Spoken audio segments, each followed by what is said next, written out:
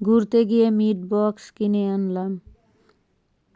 আজ আমরা ঘুরতে যাব ভাসমান রেস্টুরেন্ট নদীর পাড়ে। আমাদের এলাকায় সুন্দর একটা রেস্টুরেন্ট হয়েছে, তাই চলে যাচ্ছি সবাইকে নিয়ে ঘোরার উদ্দেশ্যে। গ্রামের মেঠো পথে পা দুলানো ভ্যানে বসে যাচ্ছি। পা দুলাতে দুলাতে পাশ দিয়ে বয়ে গেছে মধুমতি নদী, আর রাস্তার দুই পাশে আসে সরিষার ক্ষেত। কি মনোরম দৃশ্য, যা শহরের বাড়ি দেখা যায় না। প্রকৃতির এই সৌন্দর্য মন প্রাণ কেড়ে নিয়ে যায়। আমাদের মতো আরও অনেককে বের হয়েছে ঘুরতে যাওয়ার জন্য। আজ খুবই শীত, তারপরেও বের হলাম। বলতে বলতে আমরা রেস্টুরেন্টের কাছে চলে এসেছি। আমার ছেলে তো গাড়ি থেকে নেমেই দৌড়। এত সুন্দর জায়গা দেখে কি খুশি তার, ধরেই রাখা যাচ্ছে না তাকে। একাই ছুটছে, চারিদিকে কি কৌতূহল নিয়ে দেখতেছে।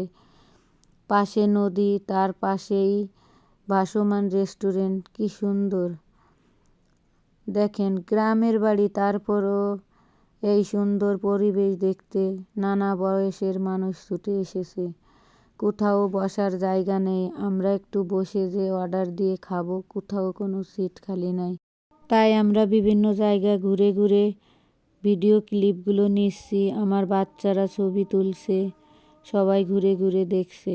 দেখেন, সিঁড়িটা সোজা নেমে গিয়েছে নদীর ভিতরে। কত সুন্দর, এই যে দেখেন পাশে একটা ডিঙ্গি নৌকা বাঁধা। নদী যেন নিশ্চুপ নীরব, নীরব ভাষায় কি যেন বলতে চাচ্ছে। এই যে আমি সব জায়গায় ভিডিওগুলো করে নিচ্ছি, তারপরে যাব খাবারের অর্ডার দিতে। ঘুরে ঘুরে সব ছবি নিচ্ছি। একবার যে মেনু কার্ড দেখে চলে এসেছি, কোনো নাই, এত ভিড়। কি করব, তাই আর কি ছেলে মেয়েদের নিয়ে ঘুরতেছি আর ছবি তুলতেছি। একটু ফাঁকা হয় নাকি, তারপরে চলে গেলাম আমার ছেলের জন্য কিছু কেনার জন্য। পরে এদিক সেদিক ঘুরে ছবি তুলে তারপরে আবার দেখতে গেলাম যে সিট কোথাও খালি আছে নাকি। কোথাও কোনো সিট খালি নাই। পরে কি আর করব, এদিক দিয়ে সন্ধ্যা হয়ে আসছে, ছেলে মেয়ে নিয়ে আবার বাড়ি আসতে হবে।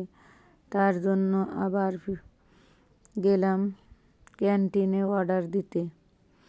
মেনু কার্ড দেখে তারপরে অর্ডার দিচ্ছি। এই যে আমরা অনেক কিছু দেখলাম, বাচ্চারা কিছুই পছন্দ করে না, তারা মিট বক্স নেবে, তাই মিট বক্স অর্ডার দিলাম। বাড়িতে চলে এসে মিট বক্সগুলো পরিবেশন করে সবাই মিলে খেলাম। খুবই আনন্দ হয়েছে আজ।